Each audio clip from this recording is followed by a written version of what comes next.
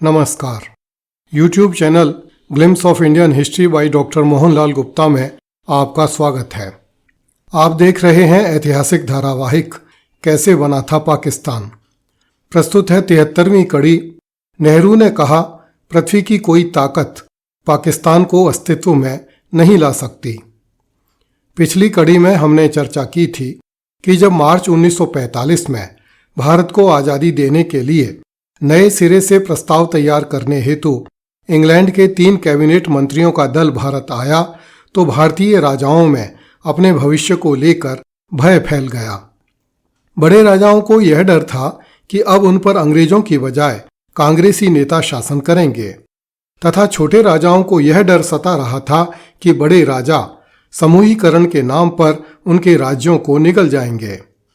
इधर तो देशी राजा कांग्रेस से निपटने के लिए कैबिनेट मिशन के चारों ओर चक्कर काटने लगे और उधर मुस्लिम लीग ने कांग्रेस से निपटने के लिए अपना खूनी खेल खेलना आरंभ कर दिया।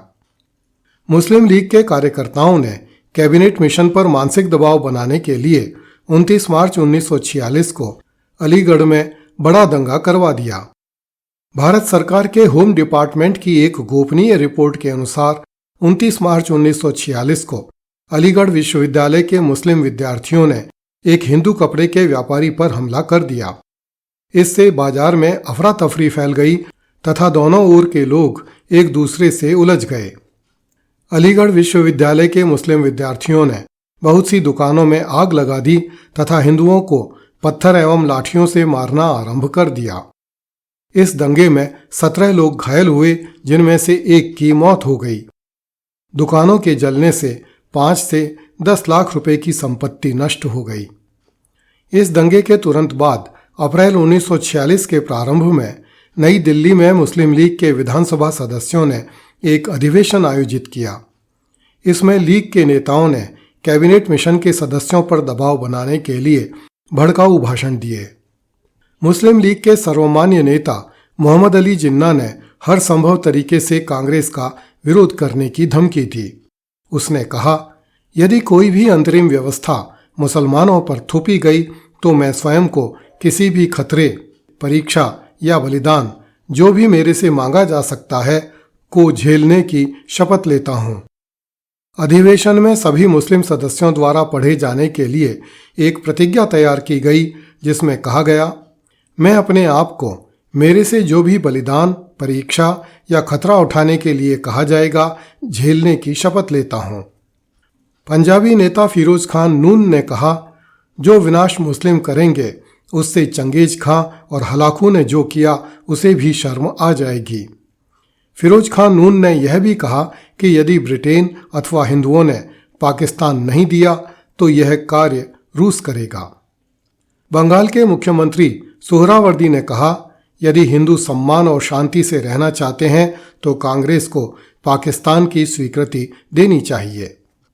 सीमांत नेता कयूम खान ने घोषणा की, यदि पाकिस्तान की मांग नहीं मानी गई तो मुसलमानों के पास सिवाय तलवार निकालने के और कोई मार्ग नहीं बचेगा। बंगाल लीग के जनरल सेक्रेटरी अब्दुल हाशिम ने कहा, जहां न्याय और समता असफल हो, चमचमाता इस्पात मसले को तय करेगा। पंजाब के नेता शौकत हयात खान ने कहा, मेरे प्रांत की लड़ाकू जाति केवल एक उपयुक्त अवसर की प्रतीक्षा कर रही है। आप हमें केवल एक अवसर दीजिए और हम नमूना पेश कर देंगे, जबकि ब्रिटिश सेना अभी भी भारत में मौजूद है। मुस्लिम लीग का आक्रोश मुख्य रूप से अंग्रेज सरकार पर बरसा, जिस पर ब्रिटिश मजदूर दल का नियंत्रण था। उसने प्रारंभिक वर्षों में लीग की अपेक्षा कांग्रेस के प्रति अधिक सहानुभूति का प्रदर्शन किया था।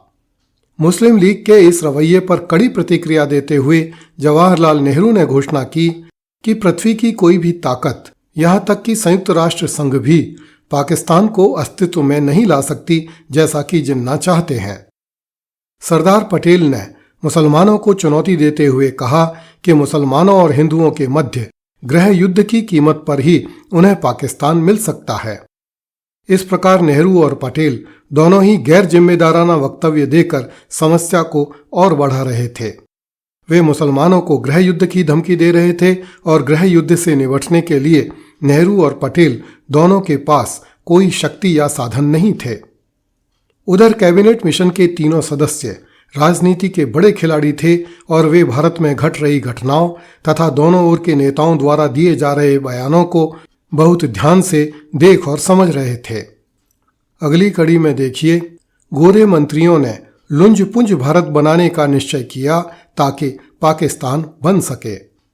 कृपया इस चैनल को लाइक, सब्सक्राइब एवं शेयर करें तथा अपने मित्रों, परिचितों एवं परिवार के सदस्यों को इस चैनल के बारे में जानकारी दें। धन्यवाद। जय हिंद।